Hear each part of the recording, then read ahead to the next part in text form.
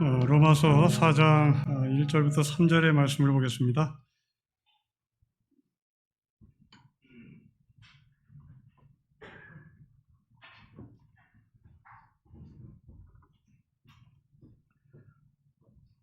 (1절부터 3절의) 말씀을 한 절씩 교독하겠습니다.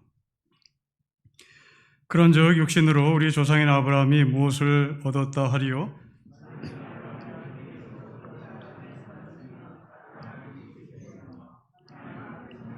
같이 읽겠습니다. 성경이 무엇을 말하느냐? 아브라함이 하나님의 믿음에 그것이 그에게 의로 여겨진 바 되었느니라. 아멘. 믿음은 하나님의 은혜로부터 출발합니다. 그 하나님의 은혜라는 말은 내가 하나님을 찾은 것이 아니라 하나님께서 나를 찾아왔다는 것을 말합니다. 하나님께서 나를 찾아온 그 시점을 우리는 구원의 출발로 봅니다. 그 구원의 출발은 이제 성장의 단계로 가야만 하는 겁니다. 사도 바울은 예수 그리스도를 믿음으로 말미암아 구원을 얻었으니 이제 이후로부터 당신들은 율법을 스스로 세워져 가야 한다라고 부탁합니다. 구원과 성화의 관계를 말하는 것이죠. 구원은 하나님의 은총으로 받은 것이라면 이제 구원 이후에 우리가 거룩한 삶을 살아야 할 성화의 책임, 성화의 의무를 저희가 부여받습니다. 오늘 사도 바울은 그렇게 구원과 성화의 삶을 산 한 인물을 소개합니다. 바로 그 사람은 아브라함입니다. 얼마나 중요했는지 사도 바울은 로마 4장 전체를 아브라함에게 할애를 하고 있습니다. 다시 말하면 사도 바울은 이 복음의 원리의 삶을 산 한 샘플로 아브라함을 등장시키는 것입니다. 자, 이제 우리는 이 아브라함이 도대체 어떻게 복음의 원리를 가지고 살았는지를 볼 것인데, 높아심에서 부탁을 드립니다마는 여러분들이 알고 있는 아브라함이라고 하는 선입견을 일단 머리에서 지우시기를 바랍니다. 그리고 성경이 말하는 아브라함은 과연 여러분이 알고 있는 아브라함과 어떤 차이가 있는지를 비교해 보시기를 바랍니다. 특별히 주일학교 출신들은 영웅의 아브라함이라면 그 아브라함은 잘못 자리 잡은 아브라함인 것을 인정하시고 성경을 통하여 아브라함이 영웅이 아니었다는 것을 확인해 볼 수 있기를 바랍니다. 먼저 1절을 보겠습니다. 우리 1절을 같이 읽겠습니다. 시작. 그런즉 육신으로 우리 조상인 아브라함이 무엇을 얻었다 하리요? 바울은 1절에서 세 토막을 내고 있습니다. 첫째로 그런즉, 둘째로 우리 조상, 셋째로 육신입니다. 이 그런즉이란 말은 복음의 원리의 삶을 산 샘플이란 말이죠. 다시 말하면 하나님의 은총으로 구원을 받았고 이제 구원받은 이후에 아브라함이 성화의 삶을 어떻게 살았는지 이 구원의 원리 속에 들어와 있는 아브라함을 가리켜 그런즉이라고 표현하고 있습니다. 두 번째, 우리 조상 아브라함입니다. 여기서 이 우리라는 말은 유대인이 아닙니다. 바울이 유대 종족이기에 그 유대 종족이었던 바울의 조상으로서 우리 조상 아브라함이라고 말하지 않습니다. 이미 로마서 1장부터 로마 3장 마지막 절까지 모든 복음은 모든 인류를 차별하지 않고 이방인과 유대인을 차별하지 않는 복음의 원리를 제시했기에 여기서 말하는 이 우리라는 것은 유대인이 아니라 예수 그리스도를 믿는 저와 여러분의 조상이 되는 것입니다. 그래서 아브라함이 우리의 조상이 되는 것이고 우리가 아브라함의 후손이 되는 겁니다. 자, 여기까지는 우리가 아무 의심 없이 받아들입니다. 아브라함을 찾아오신 하나님, 그리고 나를 찾아오신 하나님, 또한 유대인의 조상만이 아니라 나의 조상이기도 한 아브라함에 대해서 우리 모두 다 흔쾌히 동의합니다. 그런데 문제는 세 번째 토막입니다. 여러분, 육신이라는 단어입니다. 이 육신이라는 단어는 몸이 아닙니다. 영어로 body라고 표현하지 않습니다. 영어로 flesh라고 표현합니다. 이 flesh는 고기 덩어리를 말합니다. 인격을 갖고 있는 body가 아니라 그냥 푸축한에 걸려진 고기 덩어리의 의미입니다. 요즘 젊은이의 언어로 얘기하면 한남충입니다. 된장녀를 말하는 겁니다. 지금 바울은 이렇게 위대한 영적 거장 아브라함을 한남충으로 보고 있습니다. 된장녀로 보고 있습니다. 고기 덩어리로 보고 있습니다. 여러분, 성경이 사람을 바라보는 위대성 중에 하나입니다. 만일 여러분이 여러분의 조상을 평가하는데 누군가가 당신의 조상은 한남충이었어요, 이씨 조선을 개국한 이성계는 된장녀였어요 라고 말하면 여러분들은 길길이 뛸 것입니다. 그런데 놀랍게도 사도 바울은 자기의 조상 아브라함, 그리고 믿음의 조상이라고 이야기하는 주일학교 출신의 관점에서 보면 대단히 영적 거장을, 놀랍게도 바울은 한남충이요, 된장녀요, 고깃덩어리에 불과하다고 얘기합니다. 스페인이라는 나라가 한때 세계를 제패한 적이 있습니다. 하지만 프랑크 총독이 스페인을 지배하면서 36년 동안 독재 통치를 합니다. 36년 동안 독재 통치를 했다는 것은 얼마만큼의 상처와 분노와 좌절이 심했는지를 그대로 드러나는 겁니다. 이 프랑크 총독이 독재에서 물러나자 스페인 모든 사회는 상처받은 사람을 회복시켜야 된다, 소위 역사 바로 세우기 운동에 들어갔습니다. 수많은 국회에서 논의 끝에 내린 결론은 우리가 과거에 발목 잡히면 안 된다, 우리는 미래로 나가야 된다, 미래로 나가기 위해서는 36년간의 독재 통치를 일단 덮어야 한다 라고 결론을 내리고 소위 망각법을 통과시켰습니다. 이 망각법이라는 것은 프랑코 총독의 36년의 통치는 일단 묻어주자, 우리는 미래로 나가서 1등 국가가 돼야 한다, 옛날의 영광을 구해야 된다 라는 것에 동의를 하고 망각법을 통과시키고 미래를 향해서 달려갔습니다. 30년 지나도 이 아픔은 가시지 않았습니다. 30년 지나도 이 상처는 치유되지 않았습니다. 다시 국회가 오랜 논란 끝에 2007년 12월에 소위 역사기억법을 다시 통과시켰습니다. 여러분, 성경은 어떤 입장입니까? 성경은 미래로 전진하기 위하여 우리의 과거를 잊자? 그렇지도 않습니다. 놀랍게도 성경은 아브라함이 된장녀였다는 사실, 아브라함이 한남충이었다는 사실을, 부정적인 이 아브라함의 과거를 그대로 드러냅니다. 여러분, 성경은 어떤 면에서는 긍정적으로 묘사하는 경우가 있고 어떤 면에서는 대단히 부정적으로 묘사하는 경우가 왕왕 있습니다. 그 대표적인 것이 이스라엘의 왕들을 기록한 두 권의 책입니다. 하나는 역대기하가 있고 하나는 열왕기 책이 있습니다. 이 역대기와 그리고 열왕기는 같은 왕을 소개합니다. 같은 왕을 소개하지만 바라보는 시점이 전혀 다릅니다. 역대기는 이스라엘의 왕들에 대한 선한 정치에 초점을 맞춥니다. 그러나 열왕기 책은 이스라엘의 왕들의 악한 부분을 계속 드러냅니다. 왜 그럴까? 이 열왕기라는 책은 바벨론 포로 시대에 우리가 왜 망했는지를 확인하는 소위 역사 작업이었고, 이제 여기서 우리가 제대로 깨닫지 못하면 바벨론에서 해방당할 수 없다, 바벨론에서 자유할 수 없다. 그러니 우리는 역사 바로 세기 운동의 차원에서 이 열왕기 책이 기록된 것입니다. 만일 역대기의 관점에서 우리가 미래로 나가자 했다면 이 책은 존재하지 않았을 것입니다.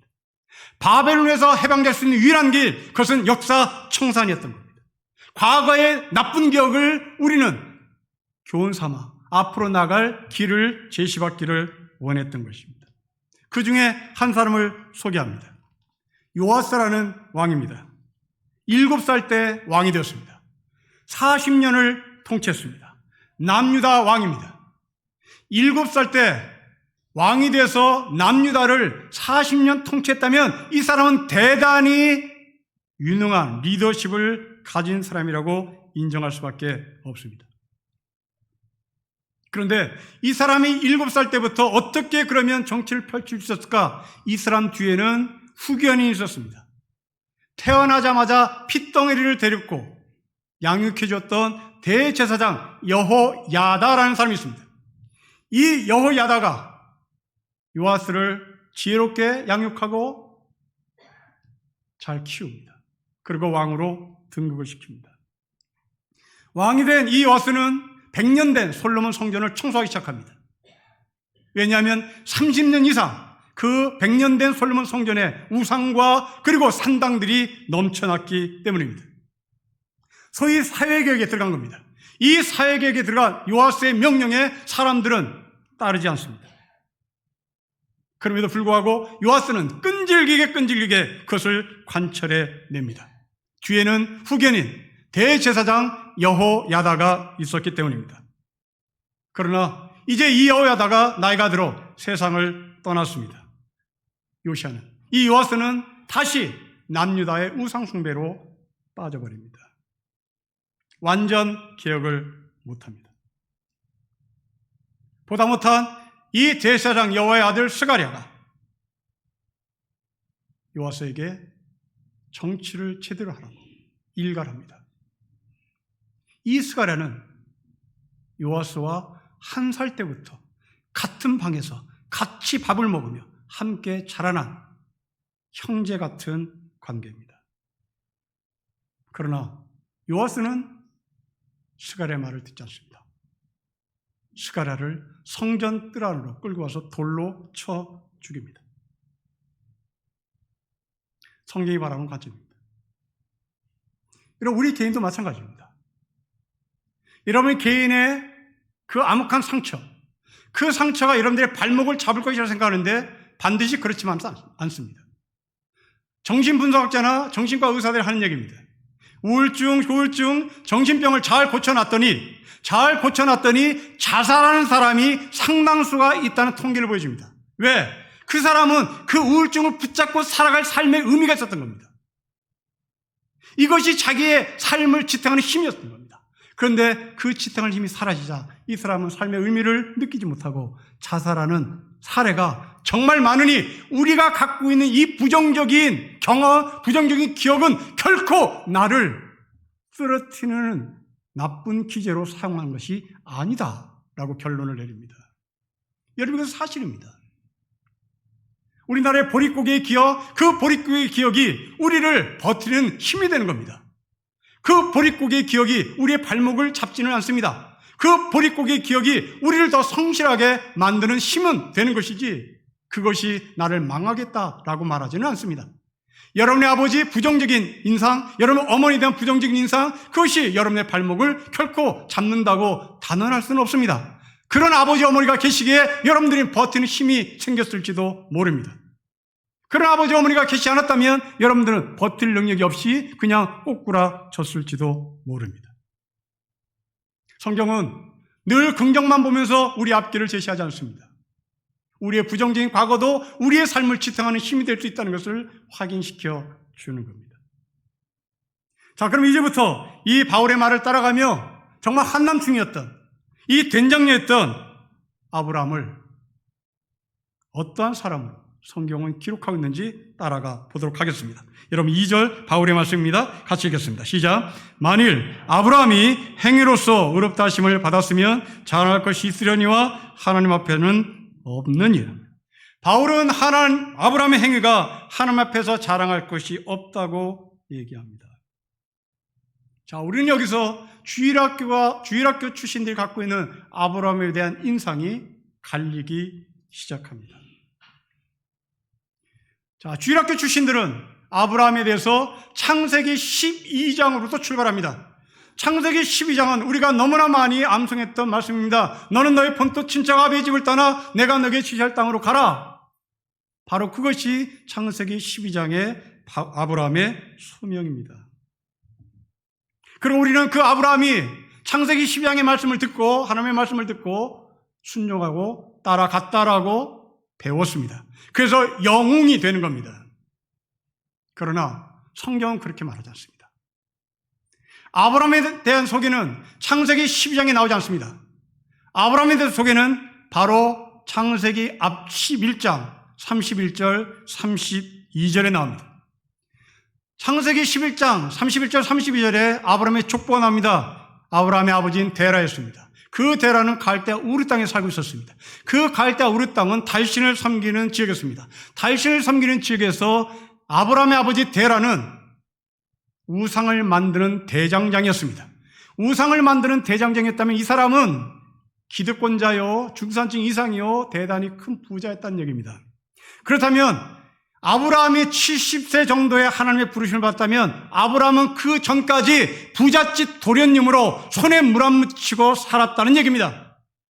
이 손에 물 안 묻히고 부잣집 도련님으로 중산층 이상의 36억의 아파트를 들고 그 36억의 아파트가 나에게 대물림 될 것이라는 것을 알고 이 사람은 아무 생각 없이 인생을 살았던 이 아브라함에게 하나님께서 어느 날 찾아오셔서 갈대아 땅을 떠나라고 말하는 겁니다. 여러분, 이때 아브라함은 즉각적으로 순종했다? 천만의 말씀입니다. 지금 아브라함에게 갈대아 땅을 떠나라고 하신 이 하나님의 말씀에 아브라함의 심정은 지금 이 시대의 시간과 환치시켜서 상상해낼 수가 없습니다. 이것은 지금 고대 시대입니다. 여러분, 고대 시대에 자기의 고향 땅을 떠난다는 것, 이것은 정말 충격입니다. 어느 정도 충격이냐면 아브라함은 훗날 자기의 고백을 이렇게 합니다. 나는 이방인이었다. 나는 나그네였다. 여러분, 이 단어는 아주 평범합니다. 이방인이었다. 나그네였다. 우리에게 느낌이 없습니다. 이 단어를 피부로 느끼려면 여러분들은 영어 버전을 찾아보면 알 수 있습니다. 영어 버전을 보면 이 나그네 그리고 이방인을 에일리언으로 번역합니다. 무섭습니다. 외계인입니다. 외계인. 지금 아브라함은 갈대아 땅을 떠나라는 것은 외계인이 되라는 하나님의 명령인 겁니다. 에일리언이 되는 겁니다. 여러분, 에일리언이 뭔지 모르죠? 외계인이 뭔지 모르죠? 저는 초등학교 때 외계인을 경험했습니다. 저는 초등학교 때 에일리언을 경험했습니다. 학교에서 에일리언 찾아내라고 늘 숙제 내줬습니다. 그 숙제는 새벽에 산에 올라갔다가 구두 신고 내려온 사람 가운데 바지에 이슬 묻은 사람 간첩이다, 외계인이다, 신고해라. 이것이 외계인입니다. 늘 감시의 대상입니다. 그 체제에 밖에 있는 사람입니다. 간첩입니다. 이것이 에일리언이었던 겁니다. 지금 이 시대의 에일리언, 탈북자들입니다. 우리는 탈북자를 늘 시선이 곱지 않습니다. 이 사람은 뭔가 사고칠 사람으로 쳐다봅니다. 이게 에일리언이었던 겁니다. 이게 아브라함의 고백이었던 겁니다. 갈대아 땅을 떠나 나는 에일리언이 되라고 하는데 하나님께서 나보고 에일리언이 되라고 하는데 누가 가겠습니까? 못 가는 것입니다. 그럼 우리는 갔다고 얘기하는 거죠. 천만에요. 가지 않았습니다. 우리가 잘못 알고 있는 아브라함의 영적인 관점에서 간 거죠. 그러나 성경은 다시 말하면 한남충으로 그리고 된장녀로 바라본 이 아브라함은 절대 가지 않았습니다. 성경은 증명합니다. 여러분, 창세기 11장 31절 32절의 말씀을 화면으로 보여드리겠습니다. 보십시오. 데라가 그 아들 아브라함을 데리고 갈대아 우르를 떠납니다. 아브라함이 갈대아 우르를 떠나지 않습니다. 아버지 데라가 자기 아들과 자기 며느리와 자기 조카를 데리고 갈대아 우르를 떠납니다. 그리고 하란에서 죽습니다. 여러분, 왜 아브라함이 아니고 데라일까요? 에일린이 되기 싫었던 거죠. 아버지가 방패막이가 되세요. 나는 뒤에서 따라가겠습니다. 왜? 70년 동안 손에 물 안 묻히고 살았던 중산층 이상 36억 아파트짜리를 갖고 있는 아브라함의 심정은 우리는 충분히 이해합니다. 갈 수가 없습니다. 미련에도 못 가는 겁니다. 36억 아파트를 갖고 있는 아브라함이 어떻게 에일리언의 자리까지 갈 수 있겠습니까? 못 가는 거죠. 아버지가 방패막에 대서 그 뒤를 쫄래쫄래 따라갑니다. 그러다 하란 땅에서 죽었습니다. 아버지가 죽었습니다. 이제 어쩔 수 없이 아브라함은 전면에 나서야 됐던 겁니다. 어쩔 수 없이 이제 에일련의 책무를 지고 길을 옮겼어야 하는 겁니다.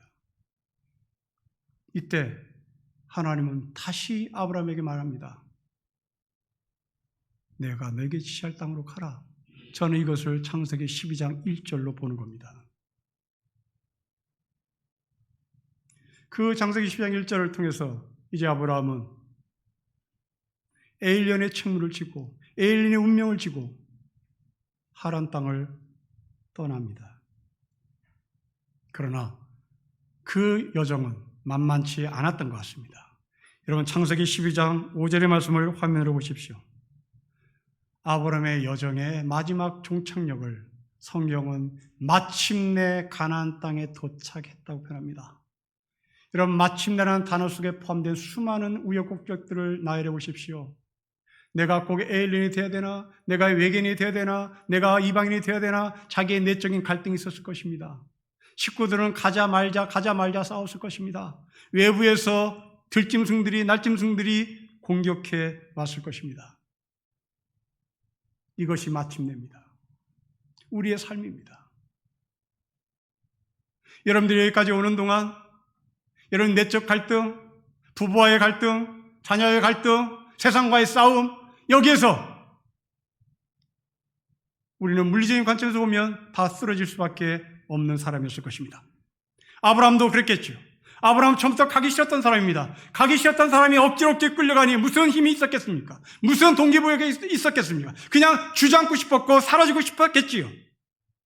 그런데 놀랍게도 하나님은 마침내 아브라함을 가나안 땅에 도착하게 하신 것입니다. 우리의 삶이 아닐까 싶습니다. 여러분들이 여러분의 실력과 여러분의 인격과 여러분들의 의지를 가지고는 진작 무너졌음에도 불구하고 우리는 여기까지 마침내 온 것입니다.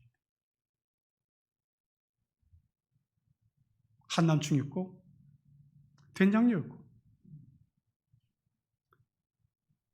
정육점에 걸렸지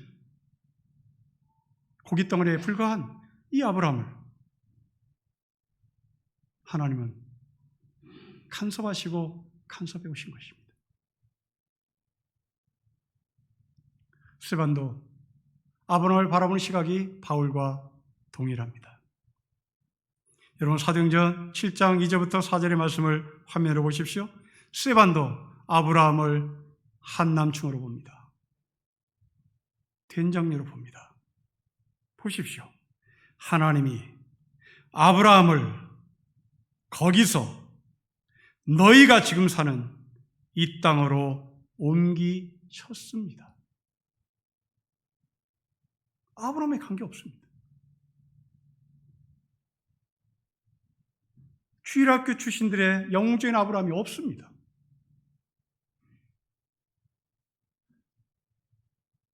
정말 못났습니다. 질질 끌려다녔습니다. 물론 그럼 그 이외에도 아브라함은 좀 나아졌을까? 그렇지 않습니다. 자신이 죽을 때가 되자 아브라함은 자기 집에 종 하나를 후계자로 내세웁니다. 그러자 하나님께서 다시 찾아오십니다. 아브라함의 손을 붙잡고 밖으로 나갑니다. 하늘을 보여줍니다. 그리고 말씀합니다. 너의 몸에서 태어날 자가 너의 후사가 될 것이다. 이 종은 너의 후사가 될 수 없다라고 말합니다. 이때 아브라함은 천지개벽이 일어납니다. 창세기 15장 6절의 말씀입니다. 창세기 15장 6절의 말씀을 우리 함께 같이 읽어보도록 하겠습니다. 시작. 여호와의 말씀이 그에게 임하여 이르시되 그 사람이 너의 상속자가 아니라 너의 몸에서 날 자가 너의 상속자가 되리라 하시고 그를 이끌고 밖으로 나가 이르시되 하늘을 우러러 무뼈를 셀 수 있나 보라. 또 그에게 이르시되 너의 자손이 이와 같으리라. 아브라함이 여호와를 믿으니 여호와께서 이를 그의 의로 여기시고 또 그에게 이르시되 나는 이 땅을 너에게 주어 소유를 삼게 하려고 너를 갈대아인의 우리에서 이끌어낸 여호와. 아브라함의 삶이 뒤집어지는 터닝 포인트입니다. 밑줄 건 것을 다시 보십시오. 아브라함이 여호와를 믿으니, 이게 여기에서 처음 나옵니다. 이 말씀이 오늘 본문 4장 3절입니다. 여러분, 본문 4장 3절에 보십시오. 성경이 무엇을 말하느냐? 아브라함이 하나님을 믿음에, 이 아브라함이 하나님을 믿음에라는 것은 창세기 12장의 이야기가 아니라 창세기 15장 7절의 이야기라는 말입니다.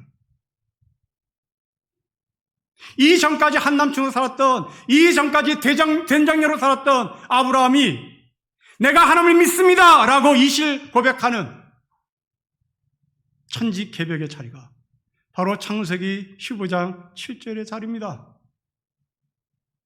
이런 아브라함에게 하나님께서 칭찬하시며 교만할까 봐 맨 끝에 이렇게 말합니다. 내가 너를 이끌어낸 하나님이라고.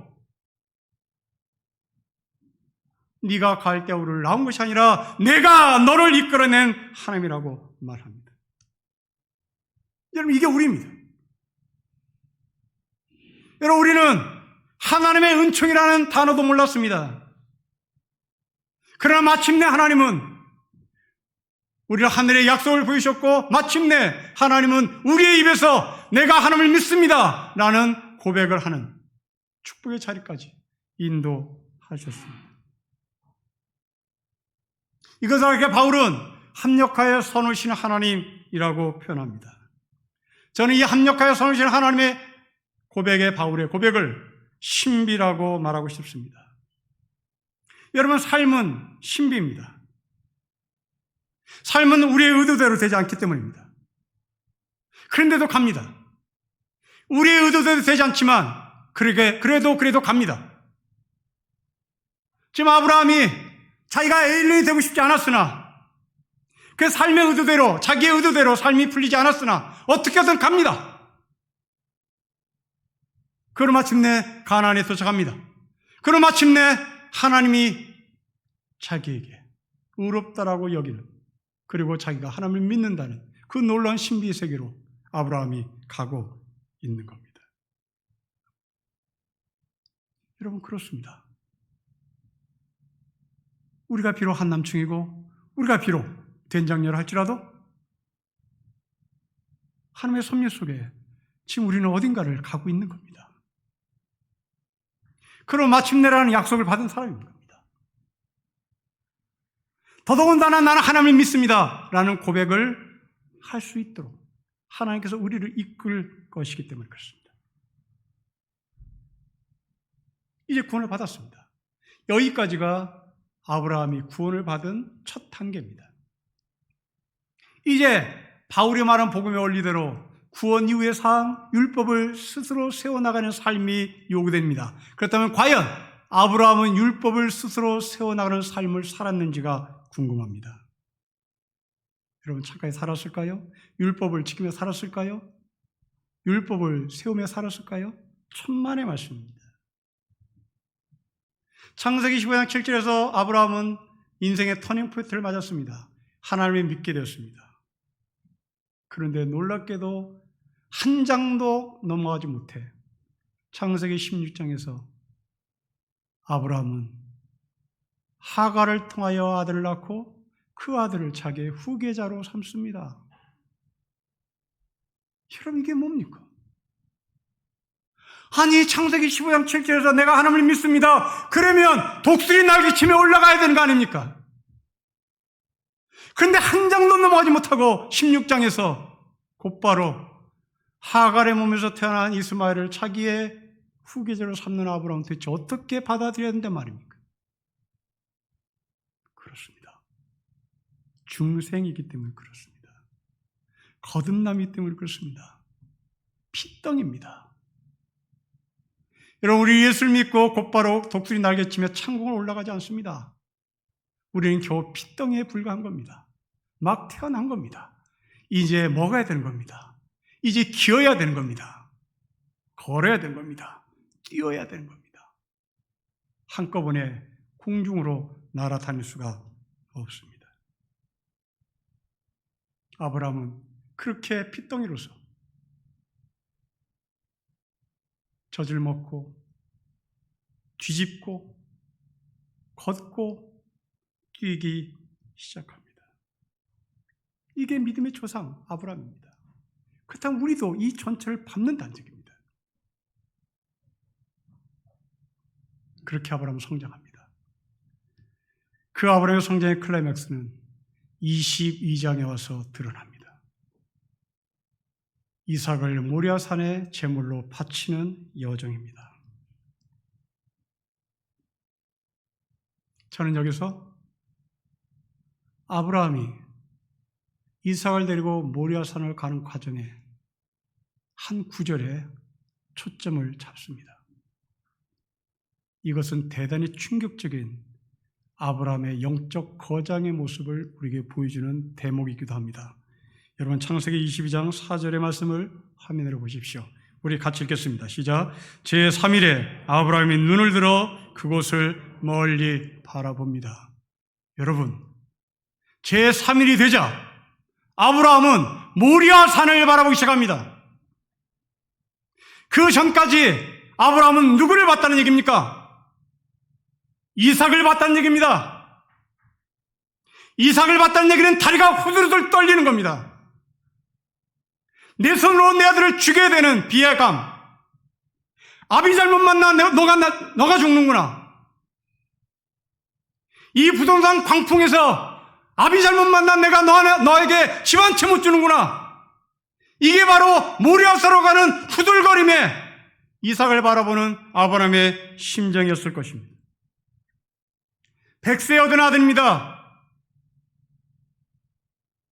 자기는 갈대아우르 땅에서 손에 물 안 묻히고 70년을 살아본 부유한 사람이었습니다. 집이 4채 5채 있었던 부동산 부자였습니다. 그런데 내 아들에게는 집 한 채도 넘겨주지 못하고 장가도 못 가고 죽어야 합니다. 후들후들 떨립니다. 내가 왜 하나님을 믿었던 거 괴롭습니다.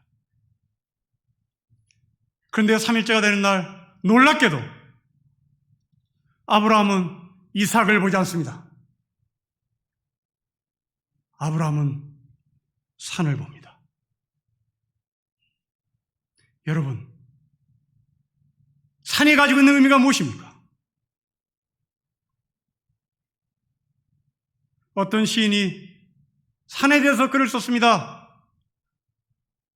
산을 봤다. 산을 보고 산에 걸어갔다. 산을 보고 산에 걸어갔더니 산이 되었다. 지금 아브라함은 산을 봅니다. 산을 걸어갑니다. 마침내 산이 됩니다. 영적인 거장이 됩니다. 누가요? 한남충이요. 된장녀가요. 모리아산에 제물로 바치할 그 아들 이삭을 바라보며 다리가 후들후들 떨었던 그 아브라함이 모리아산을 보기 시작합니다. 산이 되는 과정입니다. 여러분, 우리가 이렇게 살면 얼마나 좋겠습니까? 이 부동산 광풍에 다리가 후들후들 떨리며 세상 원망할 때 내가 왜 대한민국에서 태어났는고 자괴감을 느낄 때 아브라함처럼 산을 봅시다. 산을 걸어갑시다. 마침내 모리아산에 도착한 아브라함의 영적 거장이 된 것처럼 우리는 그 산을 도착하는 겁니다. 에베레스트 산, 히말라야 산을 바라보며 등산가가 글을 썼습니다. 설산에 있는 빙벽은 의와 불의를 판가름하는 정의감이 있다.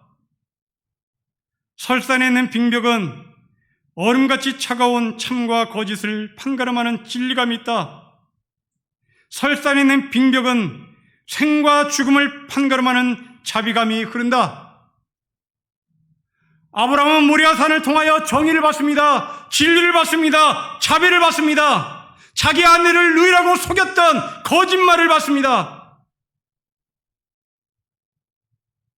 자기가 그렇게 비겁하게 아버지 데라 뒤에서 숨어왔던 비정의를 받습니다.